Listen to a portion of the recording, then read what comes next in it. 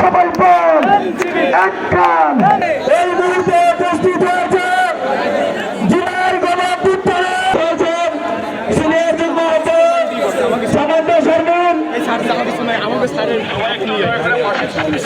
প্রিয় পটুয়াখালীবাসী একটু রিকোয়েস্ট করুন সামনে এখানে বাস দেওয়া আছে, বাসের সামনে একটু